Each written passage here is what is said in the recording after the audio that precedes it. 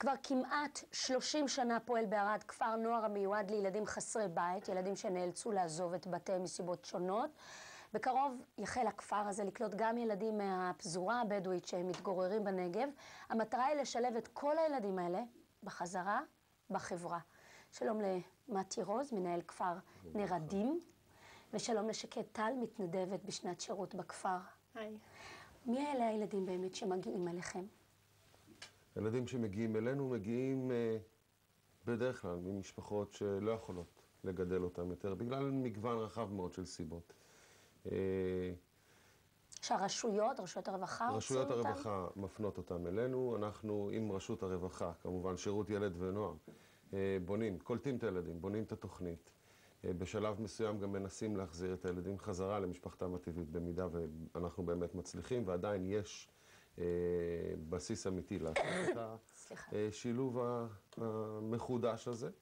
גילים? גילים, טווח הגילים שלנו באופן עקרוני פועל מ-6 עד 18 ומ-18 הלאה עד גילים יותר מבוגרים, כי אנחנו שמנו לעצמנו כמטרה להמשיך ללוות את הילדים שלנו בעצם בזמן המשבר הקשה ביותר שיש לנוער במדינת ישראל, והוא דווקא אחרי הצבא. השחרור הזה מהצבא, הוואקום שנוצר עם העולם האזרחי, שם אנחנו משתדלים להתערב. אז כשאתם מדברים על שילוב בחברה, אתם מתכוונים בעצם לשלב שבו הם כבר נכנסים כאזרחים, לא כילדים, אלא אזרחים עצמאיים לתוך החברה הישראלית, אחרי השירות הצבאי. כן. ואז הם מגלים שהם לבד. איך מכשירים אותם להשתלב?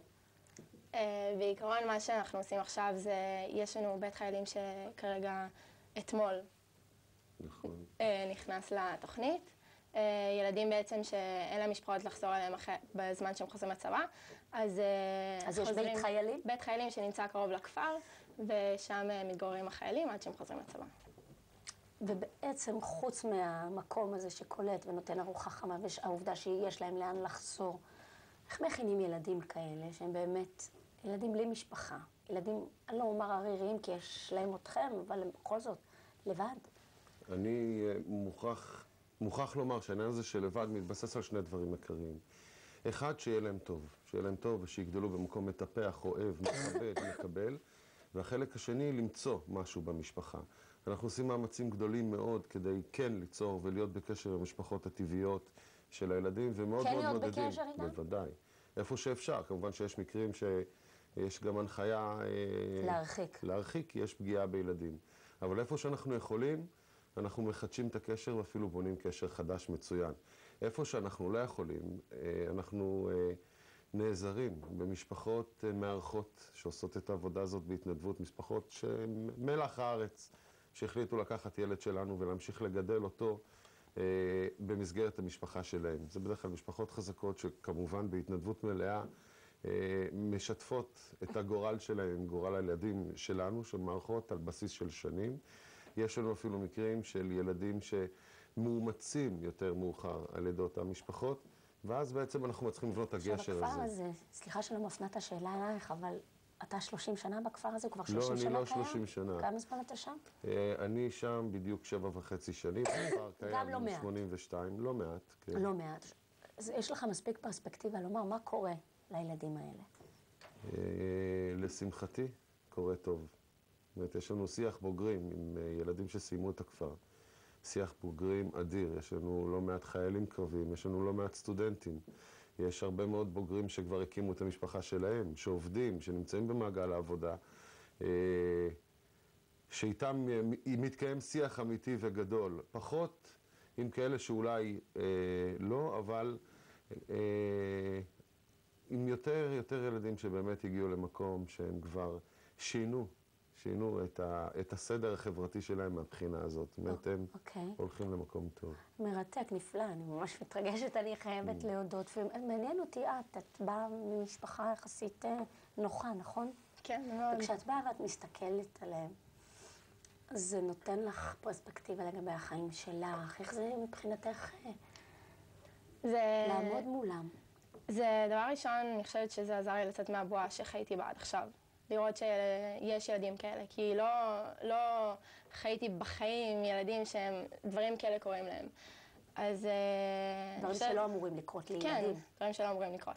אבל בסופו של דבר, זה פשוט גורם לך לרצות להם ככה, לתת להם אהבה ולתת להם חום, להקשיב להם, ובאמת רק לעזור להם ולהיות שם בשבילם. ומתישהו המבט נהיה מבט בגובה העיניים? כן, אני חושבת הם לא, בוא נגיד שהילדים האלה לא נראים ילדים מסכנים בכלל, כי את יכולה לראות, הם ילדים שהם מקסימים וילדים שהם אינטליגנטים וממש לא נראים ילדי כפר. ובאמת שמסתכלים על ילדים שהם בגיל שלי גם, שאני שינשינית שם, מסתכלת עליהם בגובה העיניים, כי בתכלס אני רואה אותם כמוני. זאת אומרת שיכולים להיות לחברים משם. זה לא ילדים עם קרניים, זה בסך הכל ילדים עם ביש מזל גדול. כן, אני חושבת שהקשר הזה יישמר במשך שנים רבות. איך לתוך כל המארג הזה נכנסים ילדי הפזורה, שאפשר לומר שהיחס, לפחות כפי שאני מכירה אותו כדרומית, הוא יחס של ניכור? זה מתחיל ממטרה ששמה לעצמה עמותה, עמותת SOS שלנו, שמתנהלת כאן בארץ, שהיא גם כמובן מלכ"ר. שמה לעצמה מטרה שאנחנו יכולים לעזור גם לאוכלוסייה שהיא לא רק שלנו, אוקיי? והפזורה מאוד קרובה אלינו. זאת אומרת, כשאני יוצא ככה מערד ואני רואה את אותם ילדים. עד עכשיו מי טיפל בילדי הפזורה? אין לי מושג, אני לא... יש מחלקת רווחה שמטפלת, אבל יש שם כמובן צרכים מאוד מאוד גדולים שעם השנים הצטברו, ואנחנו ננסה לעזור בחלק הקטן שלנו למה שאפשר. אנחנו בעצם מקימים. כי זה מין אזור הפקר כזה שאנחנו כחברה, כקולקטיב, פחות מתבוננים עליו מתוך תירוץ מאוד נוח. יש שם עניינים תרבותיים וניתן לתרבות הזאת, מתוך פלורליזם, ניתן לה להתנהל ככה. החלק היפה בעניין הזה, שיכול להיות שגם איפשהו במדינה קיבלו החלטה, שנכון שיש פה איזשהו מצב שצריך עוד ללמוד אותו ולראות מה עושים איתו, אבל החליטו לטפל בילדים. הילדים היהודים, הישראלים היהודים, שמחים, ששים לקראת החברים מהפזורה? או שזה בכלל מבחינתם לא אישו, זה אישו פוליטי של עולם המבוגרים שקצת התעוות לו, קצת. בוא נגיד שבכפר יש ילדים, כאילו מכל מיני מקומות, הם אחים, בסופו של דבר הם גרים ביחד. הם חברים אחד של השני, לא שמים לב להבדל בכלל, יש רוסים, יש היום כבר יש ילדים ערבים? כן. אז מה, בחגים, כבר כמה שנים. כבר כמה שנים? ומבחינת חגים, שבתות, איך לכבד אחד את השני, מלמדים... כן. אלה לומדים על אלה ואלה על אלה? כן, כן. ומתקיים דו-קיום נהדר. ומי מממן אתכם? אותנו, קודם כל, שירות ילד ונוער, משרד הרווחה, הם בעצם השותפים הכי אמיתיים שרק יכולים להיות, כי הם גם מאוד קשובים, הם מאוד קשובים. אתה יושב מול פיקוח ארצי ופיקוח חוזי שהם מאוד עוזרים. שזה כיף גדול לשמוע את זה בימים שחובטים בהם. כן, כן, זה בדיוק העניין, שכל כך חובטים בהם, אבל את האמת לא יודעים. והחלק השני זה ארגון SOS בעולם ובארץ, שיש להם את הבשורה שלהם, זה פשוט אנשים נפלאים. אבל זה כפר אחד? מספיק כפר אחד כזה? יש כפר נוסף בצפון. בצפון? כן, במגדל העמק, ויש את נרדים בדרום, ואנחנו מקווים לחזור לעוד אוכלוסיות שצריכות את זה. הצרכים הולכים וגדלים, הרי אנחנו קוראים ויודעים שנתוני עוני למשל הולכים ומעמיקים. אנחנו יודעים שעוני קשור להשכלה, קשור להזנחה. מי שאין לו, קצת יותר קשה לו לגדל בעידן המודרני ילדים. נכון, אבל זה... גם רשויות הרווחה מתייחסות קצת באופן פטרוני על מה זה חיים ראויים לילד, והפרמטר הזה של כסף. זהו, שממש לא.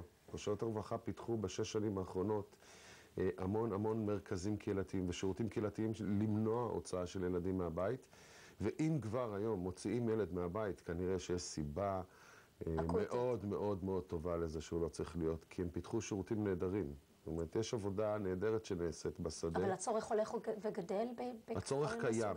אני יכול להגיד שהצורך קיים. אם הוא הולך וגדל, אני אין לי את המדד הזה. אבל ברור לגמרי שיש עוד הרבה ילדים שצריכים עזרה, ושצריך לעזור להם. שזה אתם שם. נכון. אני מאוד מודה לשניכם. אנחנו מודים לך. תודה רבה. תודה רבה.